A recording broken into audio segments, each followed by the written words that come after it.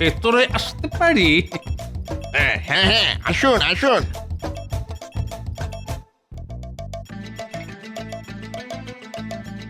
আসলে আমার ছেলের কাছ থেকে তোমার অনেক নাম শুনেছি, তাই এলাম। তাই নাকি?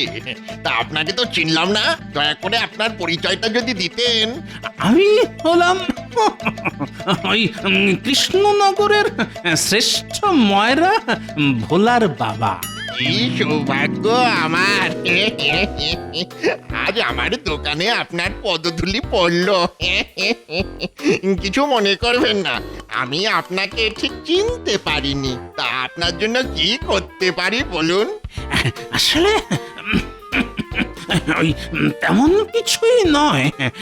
এতদিন পর ছেলের বাড়ি এসেছি, বৌমার জন্য তো কিছু একটা স্বর্ণালঙ্কার গড়িয়ে দিতে হয়, তাই তোমার এখানে আসা। কি সৌভাগ্য আমার! তা বলুন, কি গয়না গড়াতে চান? ওই একটা সীতাহার যদি গড়িয়ে দিতে পারতাম। কি বাবা, পারবে? কেন পারবো না?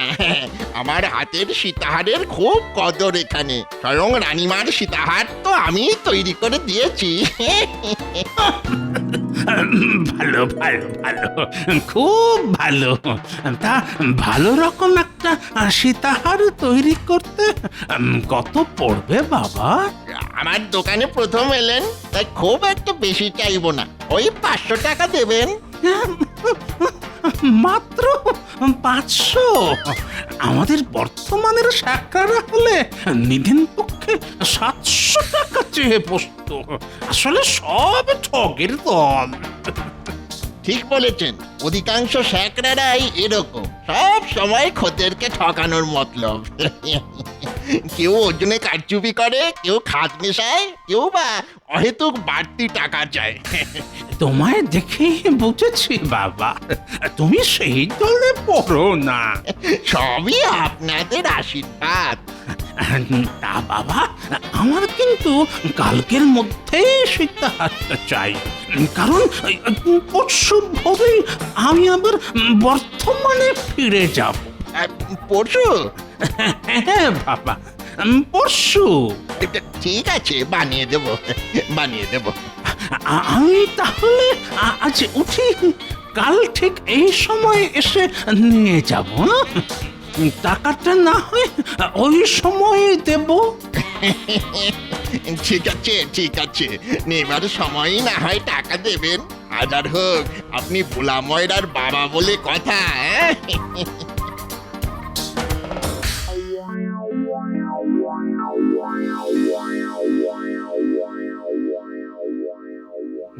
বলি, এটাই কি কৃষ্ণনগরের বিখ্যাত ভোলা ময়দার দোকান? হ্যাঁ, আমি ভোলা ময়রা, কিন্তু আপনাকে তো ঠিক চিনতে পারলাম না। কি করে চিনবি বাবা? ওই যে তোদের এখানকার শাকরা, আমি তার বাবা। আপনি শ্যাকরার বাবা? কি সৌভাগ্য আমার! রসগোল্লা আচ্ছা বুঝি? আগে হ্যাঁ, দুটো খাবেন? খাওয়াবি? তাহলে দে দুখানা হাতে।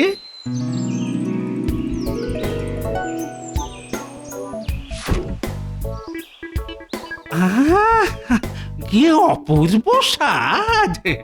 এই জন্যই তোর রসগোল্লার এত নাম ডাক। আমার ছেলে তো যতবার বর্ধমানে যায়, তোর দোকানের একখানি রসগোল্লা নিয়ে যাবেই যাবে। সবই ওই আপনাদের আশীর্বাদ। ও হ্যাঁ, বলতেই ভুলে গেছি, কালকে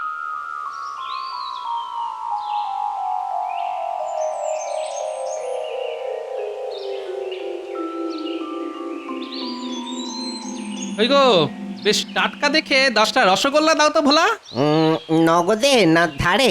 হঠাৎ কথা উঠলো কেন? না মানে ওই তুমি তো অধিকাংশ সময়তেই ধারে নাও, আর সেই ধার শোধ দিতে অনেক ধানাই পানাই করো। না না, আজ আমি নগদেই কিনবো, তবে 2টো রসগোল্লা কিন্তু ফাউ দিতে হবে। আগে খেয়ে দেখবো, তারপর কিনবো। না না না না না না, দুটো হবে না, ফাও হিসাবে ওই একটা দিতে পারি। ঠিক আছে তাই দাও, চেখে তো দেখি। কি হ্যাঁ, কেমন খেলে? উহুম, ভালো না। কি কি বললে? ভালো না? বলি আমার দোকানের এই রসগোল্লা খাবার জন্যে আশেপাশের ওই 5টা গ্রাম থেকে লোক এসে ভিড় করে। হ্যাঁ, আর তুমি বলছো ভালো নয়? লোকেরা হয়তো ঠকতে ভালোবাসে, তাই তোমার দোকানে এসে ভিড় করে। কি কি বললে? আমি লোক ঠকাই? হ্যাঁ, আমি লোক ঠকাই? ঠকাও না তো কি, দিন দিন রসগোল্লা ছোট হয়ে যাচ্ছে, তারপর রসগোল্লার রস। আগো, রস না গঙ্গা জল। আজ এখানে দাঁড়িয়ে বলে যাচ্ছি, লোক ঠকাচ্ছ ঠকাও, তাতে ক্ষতি নেই, কিন্তু যেদিন নিজে ঠকে যাবে না, সেদিন বুঝবে। এই এই শোনো, 3 পুরুষের ব্যবসায়ী আমরা, তাই আমাকে ঠকানো অত সহজ নয়, বুঝলে? বাজি? হ্যাঁ হ্যাঁ, ধরলাম বাজি। ঠিক আছে, চলি। চললেই হলো? হ্যাঁ, চললেই হলো। বলি 10টা রসগোল্লা কে নিয়ে যাবে? হ্যাঁ, এরকম ছোট আর নোনতা রসগোল্লা নিতে বয়ে গেছে আমার। তাহলে ওই ফাউটা যে খেলে পেটে চলে গেছে তাই, না হলে ঠিক ফেরত দিয়ে দিতাম। বিনা পয়সায় রসগোল্লা খেলে আবার বদনামও দিয়ে গেলে। হ্যাঁ, ব্যাপারটা কিন্তু ভালো হলো না গোপাল। আমি তোমায় দেখে নেবো। হ্যাঁ, দেখে নেবো। সেটা সময়ই বলবে।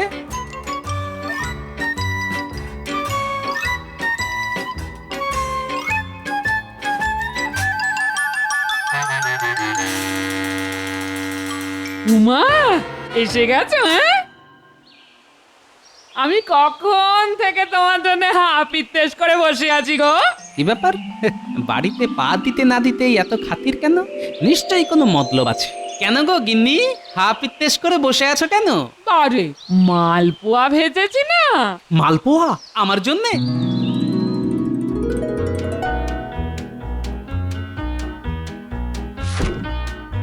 বাবা, এত? না না না, এত বললে চলবে না। হ্যাঁ, সবগুলো কিন্তু খেতে হবে তোমায়। এই দাঁড়াও, হাত পাখাটা নিয়ে আসি, দাঁড়াও।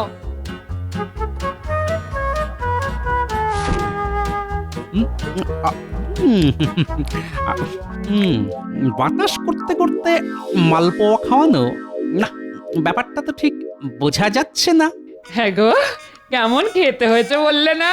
হ্যাঁ, ভালো হয়েছে, খুব ভালো।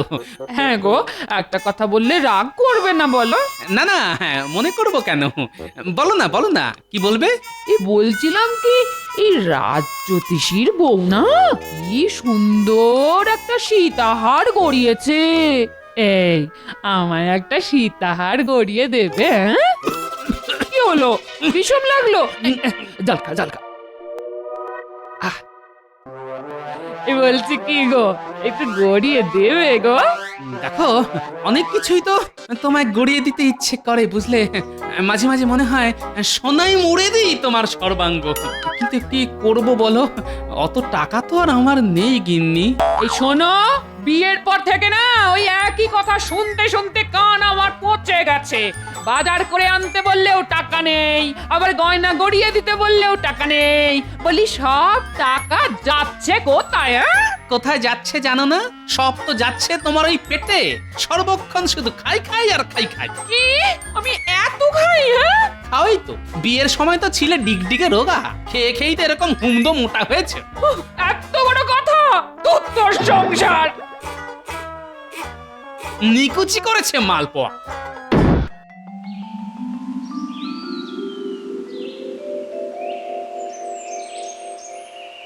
আরে গোপাল, চললে কোথায়? জানি না। উত্তরটা শুনে মনে হচ্ছে তোমার মন মেজাজ ভালো নেই। গোপাল, কি হয়েছে আমায় খুলে বলো। গিন্নি এখন সীতাহারের বায়না ধরেছে। সীতাহার। আচ্ছা আপনি বলুন সীতাহার গড়াতে কত খরচ? হ্যাঁ, মানছি অনেক খরচ, তবুও তোমার উচিত মা লক্ষ্মীকে সীতাহার গড়িয়ে দেওয়া। কিন্তু একসাথে অতগুলো টাকা আমি পাবো কোথায়? আমি বলি কি, মহারাজকে একবার বলে দেখো, মনে হয় তিনি তোমায় না করবে না। দেখি তাহলে একবার মহারাজকে বলে। হ্যাঁ হ্যাঁ, এখনই যাও।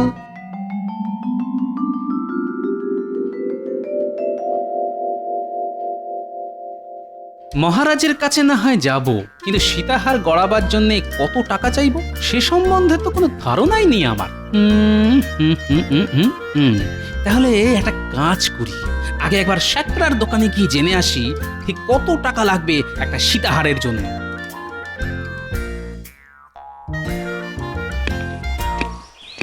গোপাল যে, আরে এসো এসো।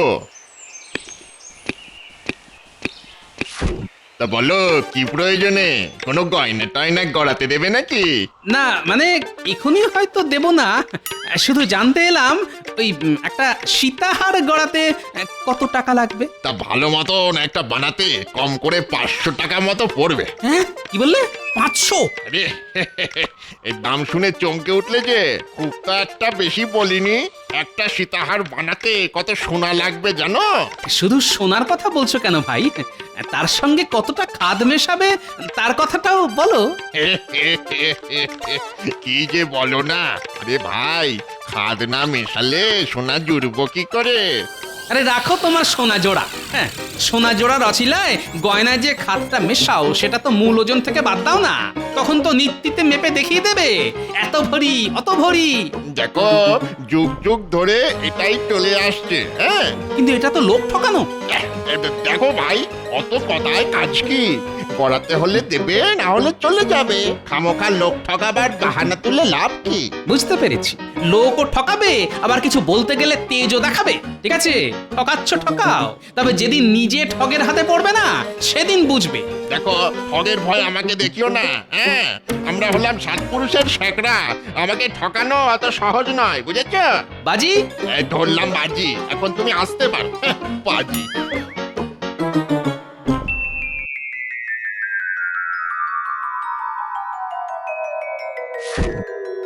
কি গো মন্ত্রী, আরো কতগুলো কাগজে স্বাক্ষর করতে হবে বলো তো? এই তো হয়ে এলো মহারাজ, আর মাত্র একটা। প্রণাম মহারাজ।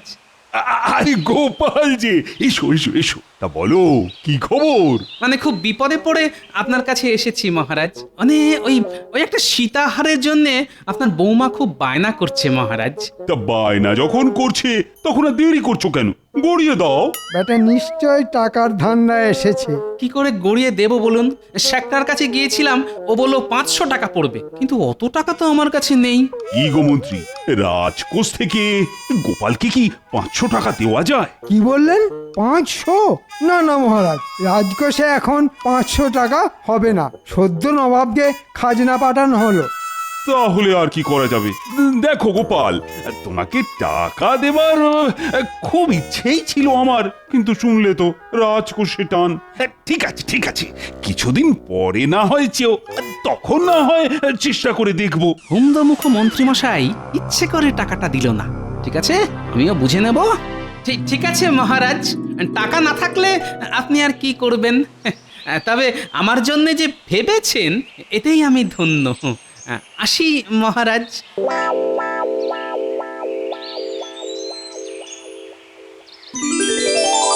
দূর দূর দূর, ভালো লাগে না।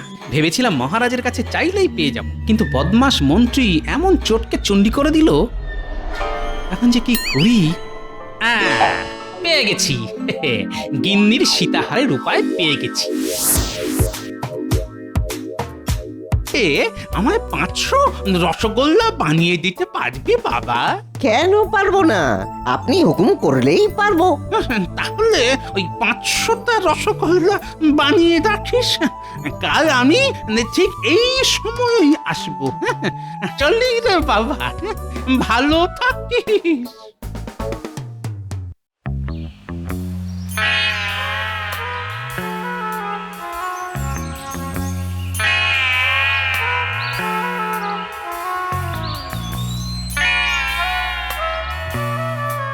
বড্ড খিদে পেয়েছে, কিছু কি পাওয়া যাবে? মনে হচ্ছে মেঘ এখনো কাটেনি। বাবা, কাল যখন সীতাহারটা পাবে তখন এই মেঘ কেটে গিয়ে মুখে আবার ঝলমলে সূর্য উঠবে। না, খুব ক্ষেপে আছে দেখছি, এখন আর না ঘাঁটানোই ভালো।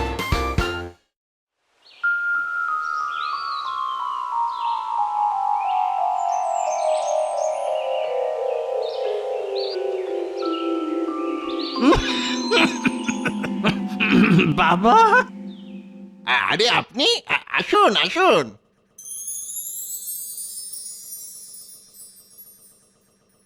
তা বাবা, ওটা হয়ে গেছে? হ্যাঁ, হয়ে গেছে হয়ে গেছে। এই দেখুন, এই যে। বাবা বাবা, খুব সুন্দর হয়েছে। গিন্নির গলায় এটা খুব মানাবে। এই রে, মুখ ফুসকে কি বলে ফেললাম রে? গিন্নি?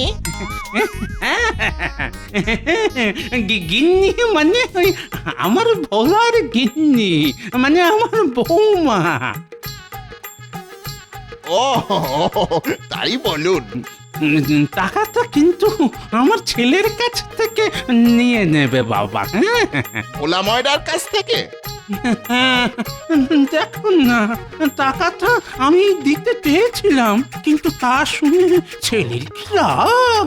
বললো, তুমি বুড়ো মানুষ, এত টাকা দিতে যাবে কেন? আমি আছি কি করতে। তা বাবা, তোমার কোনো আপত্তি নেই তো? না না, আপত্তি হতে যাবে কেন? আপত্তি নেই। তবুও তুমি একবার আমার সাথে চলো বাবা, কথা বলিয়ে নি। এই দোকানটা একটু দেখিস।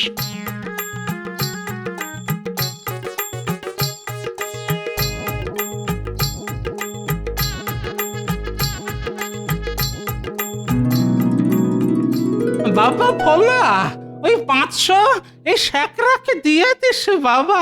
ঠিক আছে ঠিক আছে। তাহলে বাবা নিয়ে যেও। হ্যাঁ, ঠিক আছে, আপনি নিশ্চিন্তে আসুন, আমি সময় মতো চেয়ে নেব।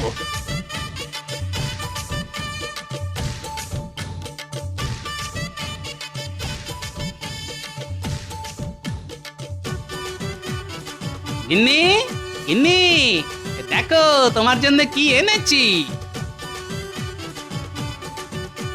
কি? এই দেখো তোমার সীতাহার। কি পছন্দ হয়েছে তো? হ্যাঁ? ও মা, কি সুন্দর! মোটকু সোনা, তুমি খুব ভালো। পেলেই ভালো, না পেলেই শ্বশুরের মেয়ের সারা মুখ কালো, তাই না? জানি না, যাও।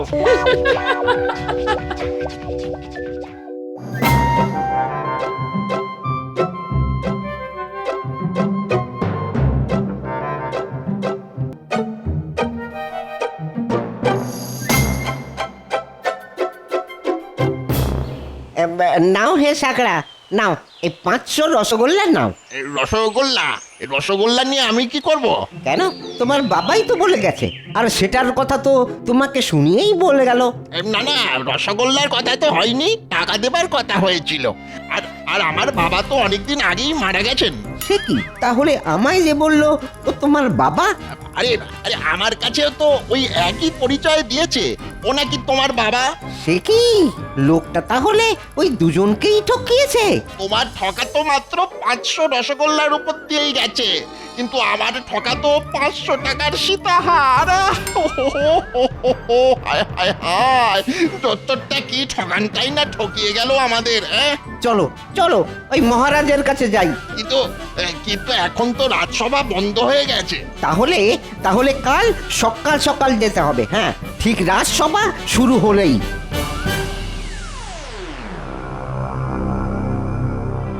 বলো কি, দুজনের কাছেই একে অন্যের বাবার পরিচয় দিয়েছিল? হ্যাঁ মহারাজ। তা লোকটা কি এই রাজ্যের?